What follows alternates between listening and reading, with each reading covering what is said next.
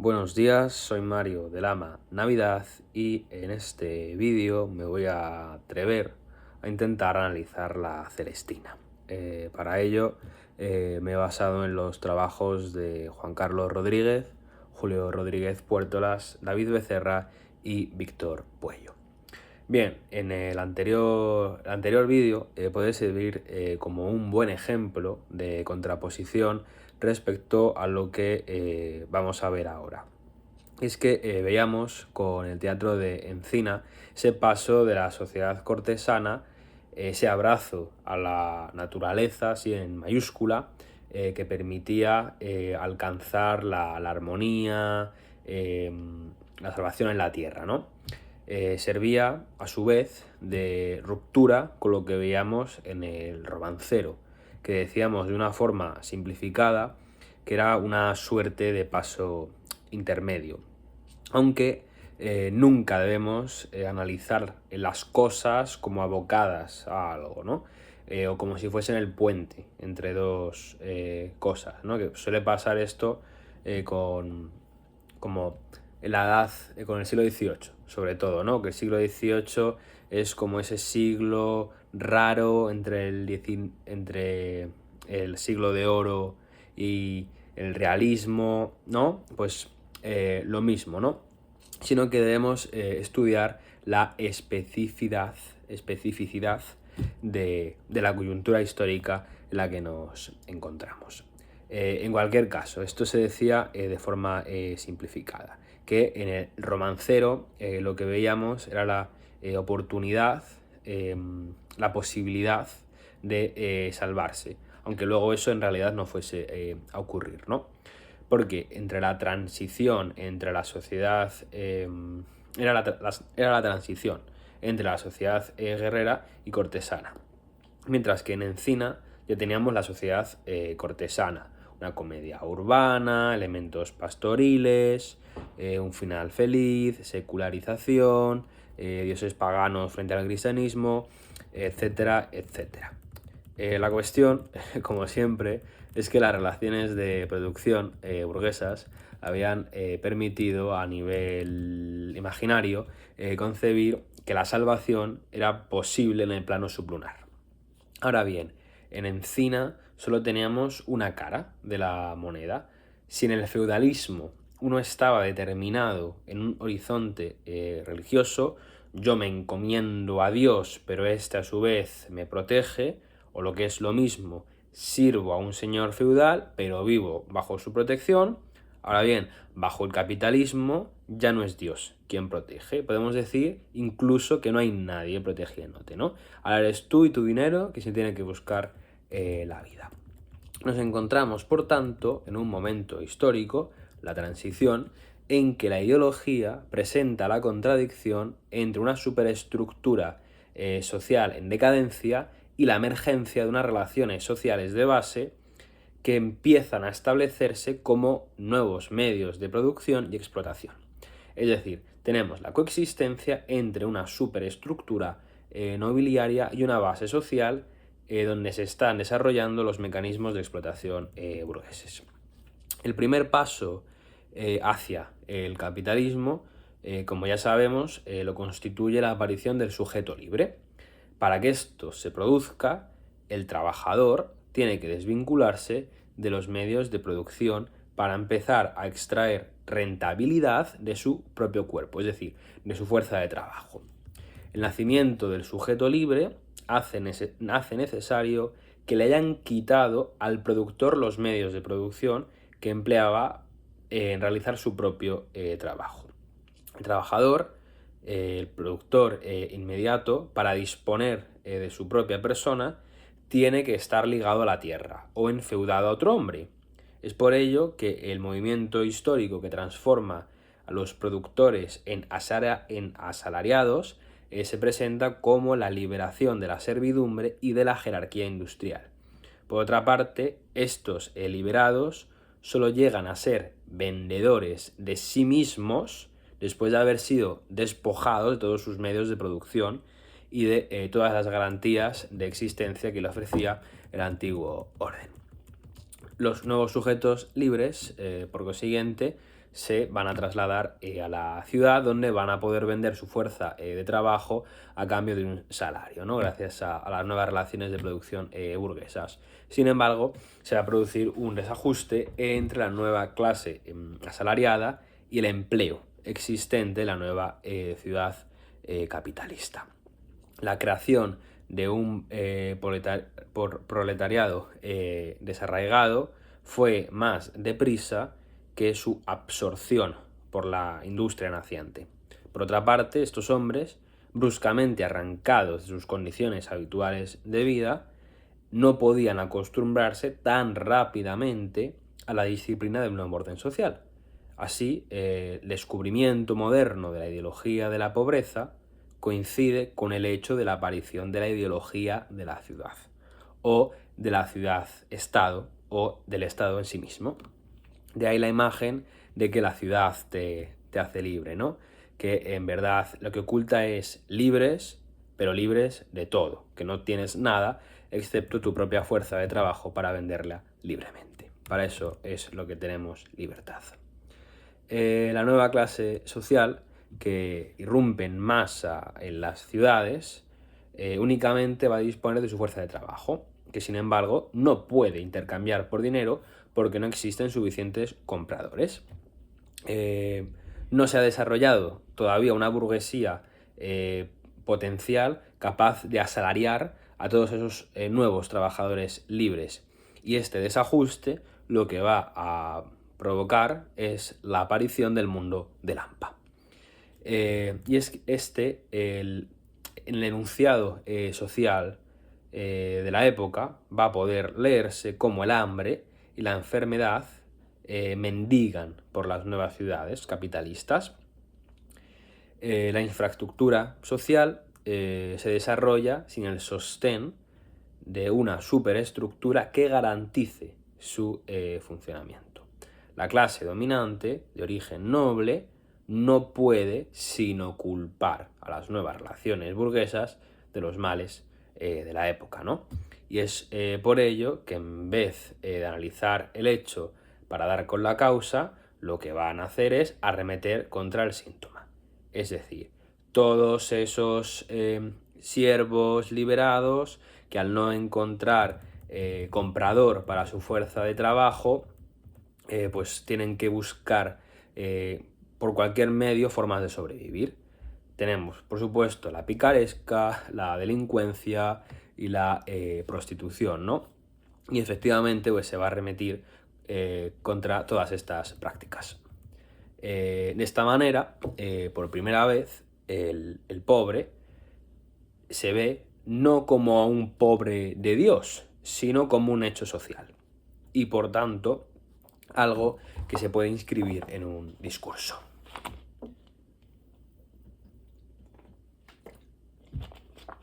Juan Carlos Rodríguez va a emplear el término de literatura del pobre para referirse a todos estos textos cuyo enunciador es la vida propia. Y enseguida explico qué significa esto de la vida propia. En cualquier caso, la vida propia contada por un yo dependiente de la estructura ideológica de la libertad y de la pobreza. Ese yo pobre, pero supuestamente libre, se va a desdoblar en un tú, que puede estar presente, latente o incluso ser el supuesto receptor supuesto del texto, ¿no? Como ese famoso vuestra merced del Lazarillo de Tormes. En cualquier caso, este discurso de la pobreza no va a ser igual en, digamos, una primera etapa que una segunda.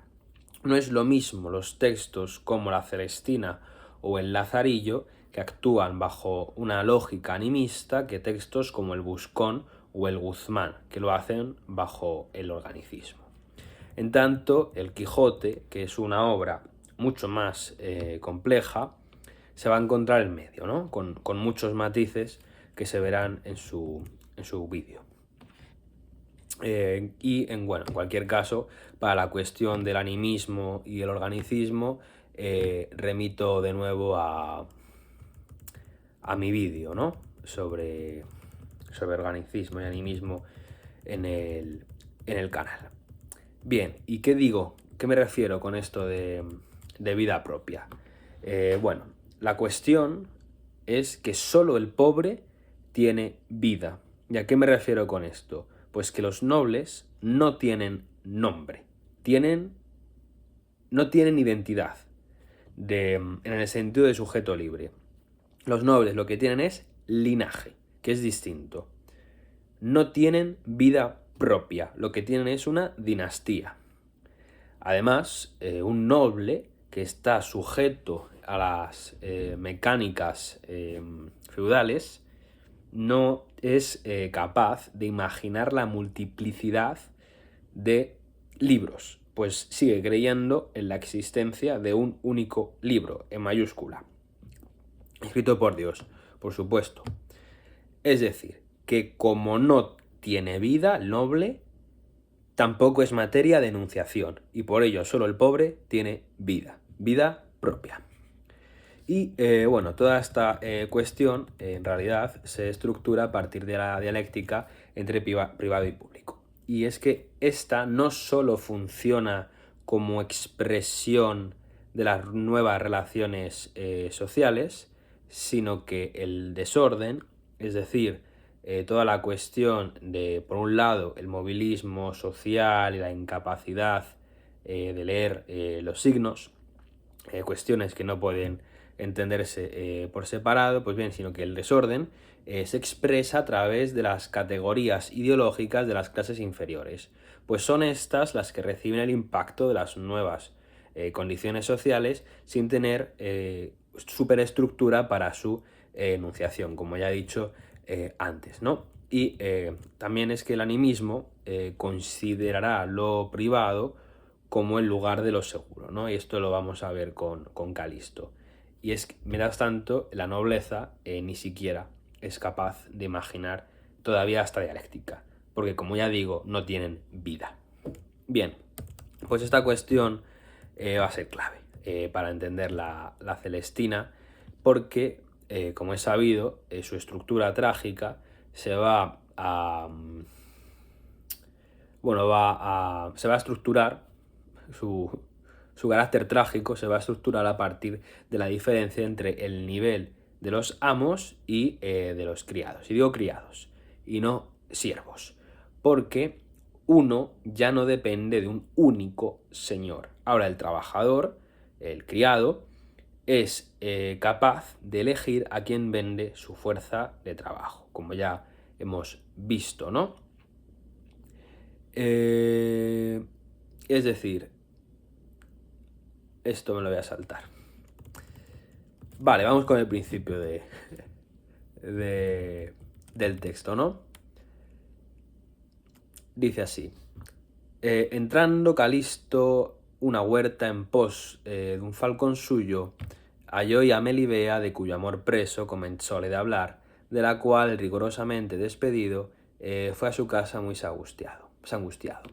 Habló con un criado suyo, Sempronio, el cual, después de muchas razones, le enderezó a una vieja llamada Celestina, en cuya casa tenía el mismo criado una enamorada llamada Delicia, la cual, viniendo Sempronio a casa de Celestina con el negocio de su amo, tenía a otro consigo llamado Crito, al cual escondieron. Bueno, ya con esto tenemos para un rato. Y ahora tengo que decir la célebre frase, que es más una broma interna que otra cosa, pero es muy cierta, y es que el animismo barre la escena. Vamos a encontrar tres elementos, que son los en los que nos centramos. Por un lado están los ojos de Calisto, el halcón, es decir, el falcón, como Pedro Sánchez, y el huerto de Melibea. Vamos primero. Los ojos de Calisto van a simbolizar las aberturas para el amor. Y me parece que en el vídeo sobre animismo ya dije, ¿no? Esto de los ojos y tal, ¿no? Que es, ya sabéis, como el espejo del alma, ¿no? La forma en la que tú captas el alma pura del otro, ¿no? A través de ellos. También el halcón, que además es un halcón perdido, que es símbolo del azar, la fortuna, pero también es un signo nobiliario, ¿no? Y esto del azar y la fortuna es buenísimo porque los burgueses son unos completos cachondos.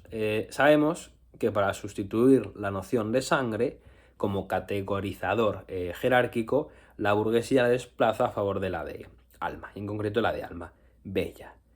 Ahora, trataremos de entender también que los personajes pertenecientes al AMPA no tienen alma bella.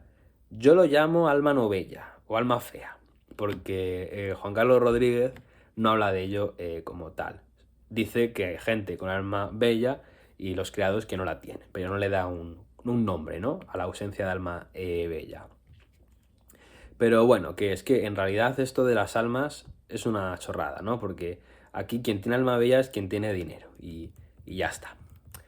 Bueno, pero que son muy, muy listillos, ¿no? Los burgueses, porque siguiendo su lógica del alma bella, esta no se puede perder, sino que se tiene o no se tiene de nacimiento. Si tú juegas a las cartas, es decir, te das al azar, es porque no tienes alma bella. Eso es porque estás poniendo en peligro tu hacienda.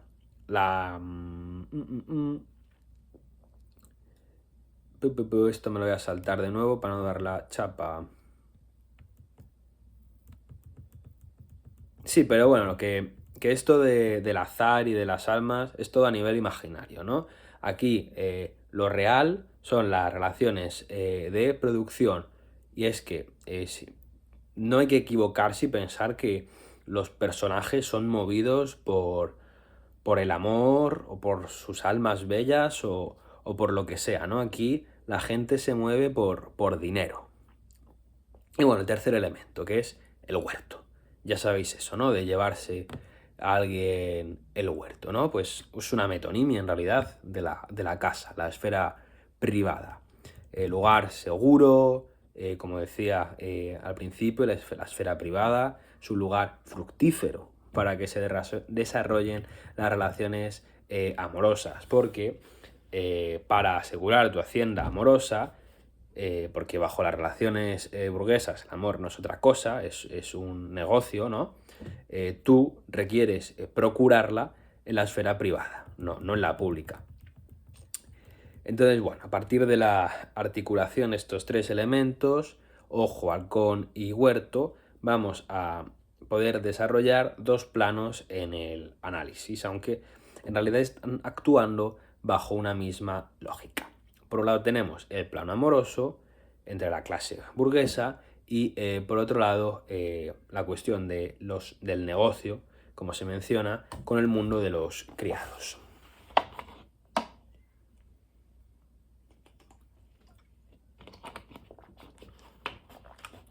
Sobre el primero, sobre el primero de los niveles, digo, vemos que siguiendo Calisto al halcón, que era el azar, halló, y este es el verbo que usan, ojito, porque no es tanto que Calisto buscase a Melibea, sino que la encuentra por azar, es decir, seguido por su alma bella. Y bueno, se la halla y comienza a hablar con ella, ¿no? Y aquí el habla va a actuar como la publicación, la exteriorización del amor oculto, pero a la vez, desde la esfera pública, recorre el camino contrario, adentrarse en lo oculto, en lo privado, es decir, en el alma de Melibea. Pero también en la segunda frase de ese mismo párrafo, también usa el verbo hablar con un criado suyo para establecer negocios. Bueno, pues como sabemos, Calisto se vuelve para su casa, signo de lo privado, y se mete en su cámara y le va a pedir a Sempronio que cierre la ventana y que le dejen la tiniebla, deje que la tiniebla la acompañe, bla bla bla, que son pensamientos tristes, que no son dignos de luz y que si se muere de amor y tal. Bueno, Sempronio, que está ahí, que no sabe muy bien qué hacer, es hacerle caso a su amo o entrar a consolarle, ¿no? Y esta escena es genial, porque Calisto es un alma bella, ¿no? Es decir, es un burgués. Pero el tío se cree señor, en un sentido feudal. Ya decía que el halcón es un símbolo nobiliario. Y sin embargo, ya vemos que actúa de forma radicalmente diferente. Sobre su linaje, lo que debemos entender es que las contradicciones en estos, de las contradicciones de los linajes de los personajes, tanto en Calisto como en Melibea, en realidad no deben resolverse, ¿no?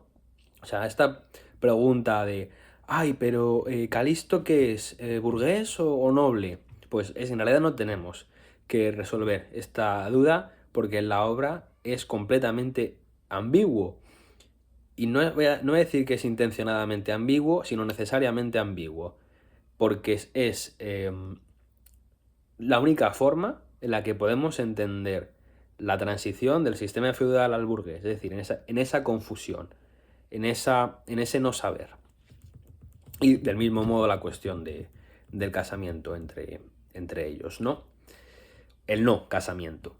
Pero, de momento, lo único que sí sabemos es sobre la forma de amar de Calisto.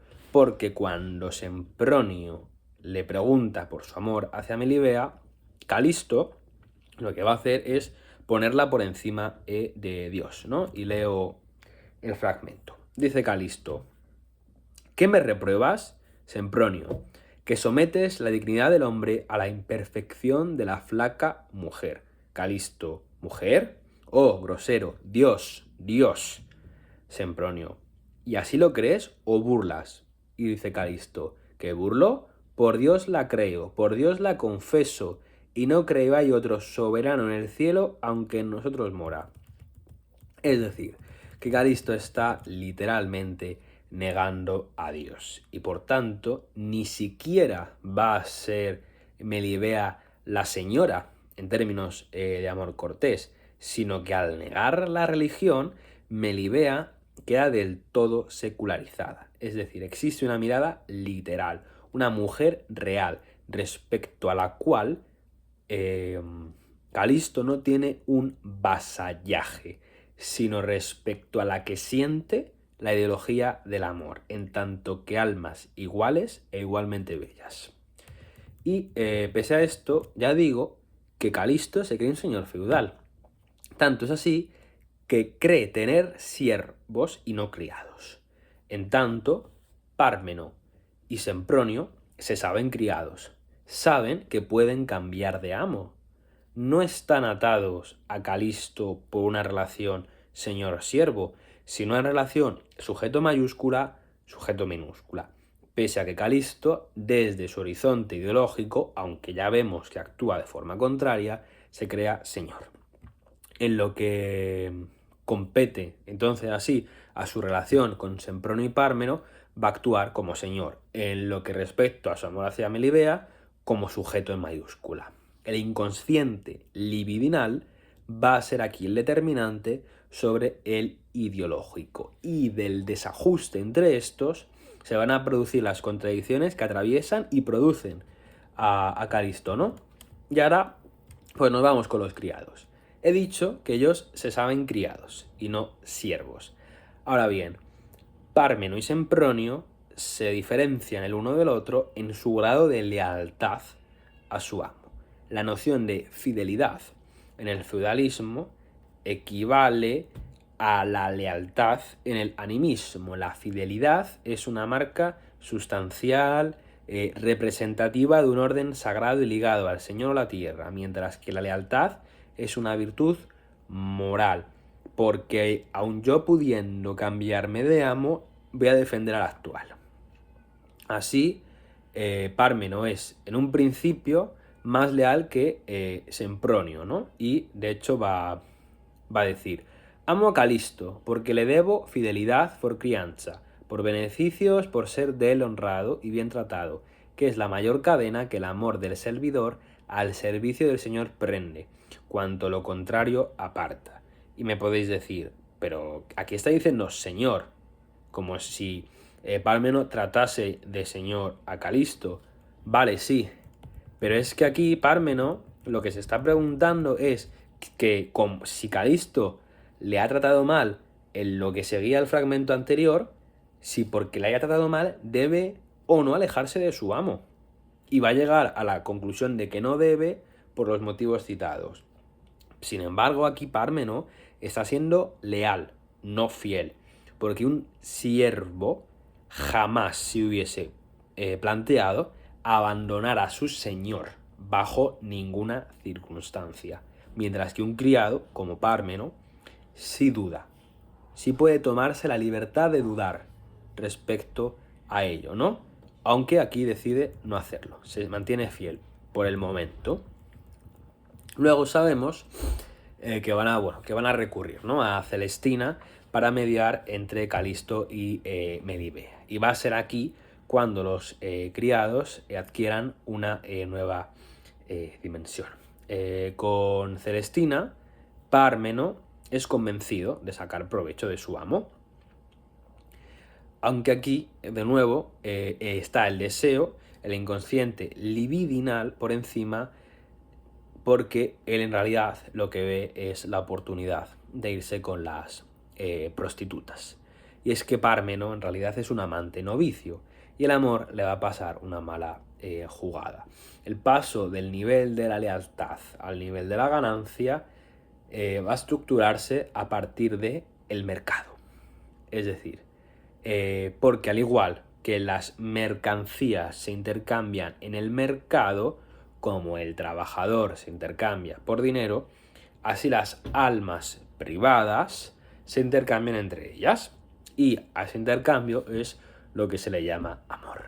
Las almas, para constituirse como tal, necesitan intercambiarse. Y del mismo modo que las mercancías tener un valor de uso, ¿no?, como nos ha explicado Marx en el Capital. Pero bueno, ¿qué es esto del mercado, no? No necesariamente una persona en un puesto vendiendo fruta, no. El mercado es el lugar donde confluye la esfera pública y la privada. Es el lugar que permite hacer posible el intercambio de almas, la relación entre los diversos elementos privados, o lo que es lo mismo, que la Celestina es la imagen del mercado. Y claro, aquí Calisto tiene un problema gordo, porque él necesita hacer público su amor a Melibea para que luego llegue la privacidad de ella, ¿no? El amor privado ha de hacerse público, pero para su buena hacienda ha de permanecer en secreto, como los buenos negocios, ¿no? Entonces, para hacerlo de un modo seguro, requiere de Celestina. Y es aquí donde, como sabemos, comienzan los problemas. ¿Y qué ocurre, no?, con el otro agente del negocio, la olvidada Melibea, ¿no? Que la pobre mujer en realidad no es sino una metonimia de la mercancía categorizada como virginidad. A partir de este categorizador social se va a distinguir la mujer pública de la doncella privada. Y es que lo que compra como privado, que es la virginidad, es la garantía de su privatización posterior.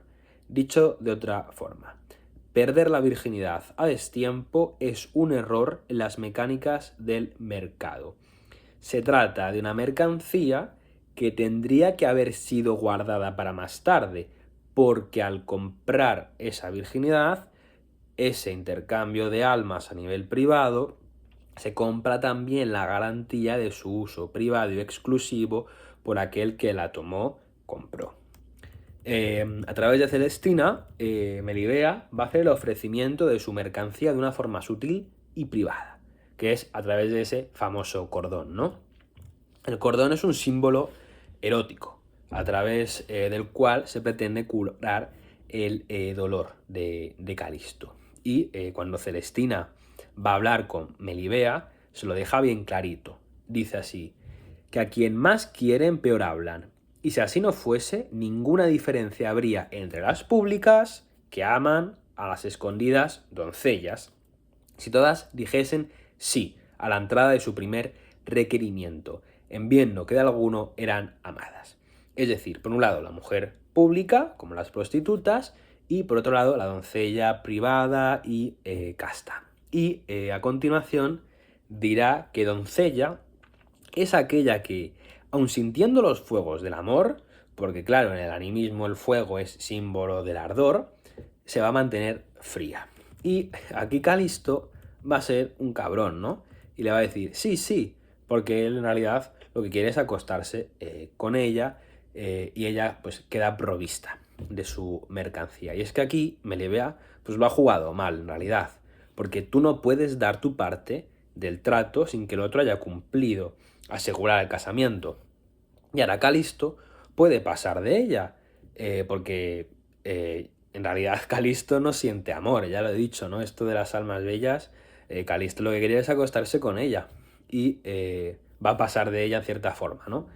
Pero Melibea, pobrecilla, va a seguir confiando hasta el final, ¿no? Y en tanto que Calisto, es que no le queda otra, porque en tanto que Calisto sigue vivo, su mercancía, su virginidad, está depositada en una hacienda que, por existir todavía, puede llegar a buen rumbo. Pero como Calisto la palma, ya Melibea queda desprovista de su mercancía, ¿no? Y es que el suicidio de Melibea no solo supone que el sujeto libre sea capaz de elegir sobre su destino, sobre su muerte, frente a Dios. Aquí lo que está pasando sobre todo es que como la mercancía que ella tenía depositada en Calisto ha desaparecido con la muerte de Calisto, como ahora ella, Melibea, no vale nada en el mercado sin su mercancía, pues como no vale nada, se quita del medio, no sirve ya. Pero vamos a irnos un poco más atrás, ¿no? Porque nos hemos adelantado en el final de la obra. Porque para que todo esto ocurra, primero, Sempronio y Pármeno han de ser ajusticiados, ¿no? Y pues han tenido que tener su desencuentro con Celestina de a ver quién se quedaba con la ganancia que habían conseguido al aprovecharse de Calisto. Y aquí Calisto se ve una encrucijada, porque como ya había dicho, en lo que compete a su relación con sus criados, él se imagina señor. Por lo tanto, en tanto que desde su óptica sus siervos han sido ajusticiados, esto supone una mancha sobre su linaje.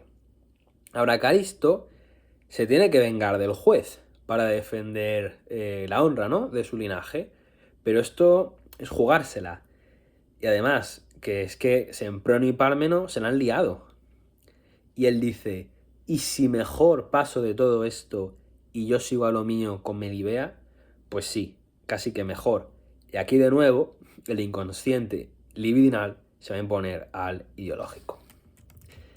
Ahora bien, no nos olvidemos que todo esto ocurre porque Sempronio y Pármeno quieren con Areusa y Elicia, porque, como adelantaba antes, los criados también aman, pero de una forma radicalmente distinta a como pueden hacerlo Calisto o Melibea, ¿no? Porque, como ya decía, los criados no son almas bellas.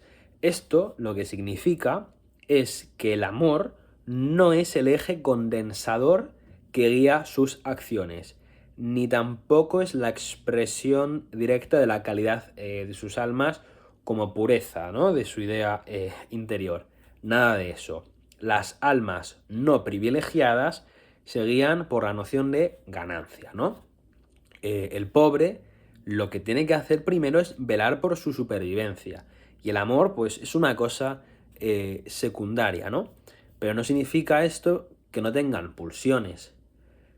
Pero la cuestión es que las almas no privilegiadas solo pueden relacionarse con otras almas de su misma categoría, nunca con almas privilegiadas.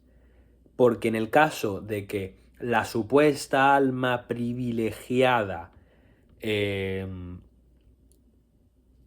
enamorase de la no privilegiada, entonces dicha supuestamente alma privilegiada en realidad sería una no privilegiada.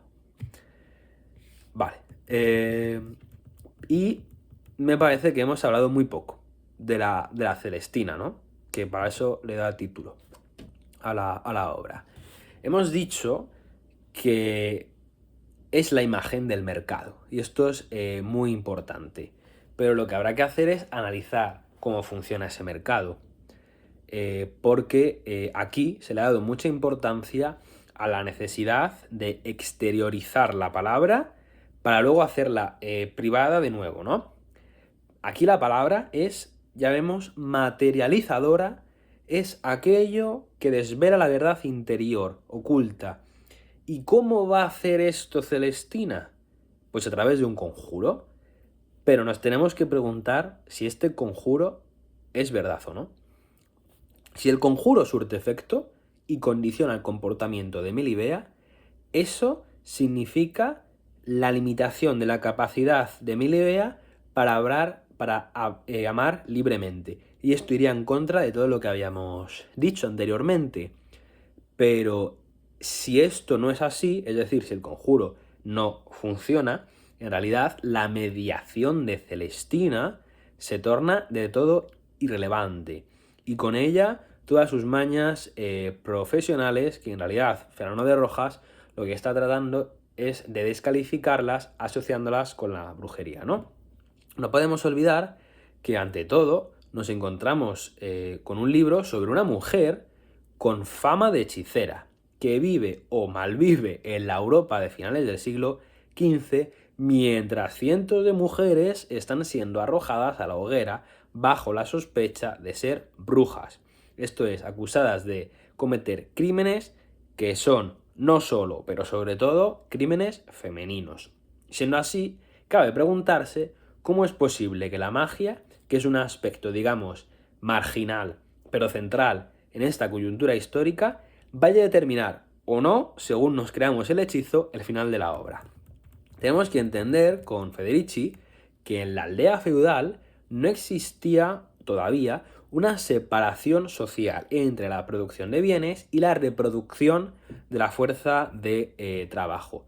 Todo el trabajo contribuía del mismo modo al sustento familiar. Las mujeres trabajaban en el campo, además de criar a los niños, cocinar, lavar, hilar y mantener el huerto. Sus actividades domésticas no estaban devaluadas y no suponían relaciones sociales diferentes a las de los hombres, tal y como luego va a ocurrir, ¿no? Cuando el trabajo doméstico deja de ser visto como un trabajo real. Si tenemos también en consideración que en la sociedad medieval las relaciones colectivas prevalecían sobre las familiares y que la mayoría de las tareas realizadas por las siervas, lavar, hilar, cosechar y cuidar de los animales en los campos comunes, eran realizadas en cooperación con otras mujeres. Nos damos cuenta de que la división sexual del trabajo, lejos de ser una fuente de aislamiento, constituía en realidad una fuente de poder y protección para las mujeres. Era la base de una intensa sociabilidad y solidaridad femenina que permitía a las mujeres plantarse en firme ante los hombres, a pesar de que la Iglesia predicase sumisión y la ley canónica santificara el derecho del marido a golpear a su esposa, ¿no? Sin embargo, la fractura entre la esfera de la producción y la esfera de la reproducción en realidad se gesta bajo la lógica ya capitalista, no bajo la feudalista. Es decir, que digamos que el machismo en el trabajo viene del capitalismo, no del feudalismo. En cualquier caso, el trabajo reproductivo, que dependía en gran escala de las mujeres en la aldea feudal, se va a categorizar ahora como no asalariado y va a permanecer fuera del tráfico de los tratos y contratos que propician la creciente proletarización de las masas campesinas en el medio urbano. Como ya decía antes, con esa migración, ¿no?, a la ciudad. Muchas mujeres, como Celestina, advertían esta brecha y no tendrían más remedio que buscarse la vida en la ciudad participando en los mercados informales que quedan fuera de lo formal, de lo legislativo, ¿no? Porque son incapaces de vender su fuerza de trabajo como mujeres. Por lo tanto, lo único que pueden hacer es vender su cuerpo o vender el cuerpo de otras mujeres, de Licia Areusa, y se van a transformar bien en prostitutas o en medianeras para rellenar el vacío dejado por la desvalorización del trabajo reproductivo en el naciente mundo capitalista, ¿no? Y solo desde aquí podrá entenderse el famoso discurso de Areusa sobre su libertad como prostituta. Bueno, vale, pero ¿qué tiene que ver todo esto con la brujería, no? Pues en realidad todo, porque cuando estas mujeres traten de recuperar las prestaciones del valor perdido a través de una gestión del cuerpo en la esfera pública, el desempeño de este trabajo reproductivo no asalariado va a contemplarse de dos maneras. A. Desde el punto de vista de la nueva ideología mercantilista, se trata de un trabajo improductivo que debe realizarse en la esfera privada de la domesticidad, cuyos contornos ahora se definen por contraposición al ámbito público del trabajo. Y B. Desde el prisma de la ideología feudalizante, este trabajo practicado en un lugar fuera de su lugar, y esto es clave, es decir, fuera de su orden, de asignaturas, providencialmente impuesto para garantizar la lectura del mundo, esto lo va a convertir en un trabajo diabólico, ¿no? De esta manera se va a establecer la problemática de la transición. Y es que la dejación de las funciones domésticas en la esfera privada, es decir, dejar tu lugar orgánico natural, se va a convertir en una acusación de brujería.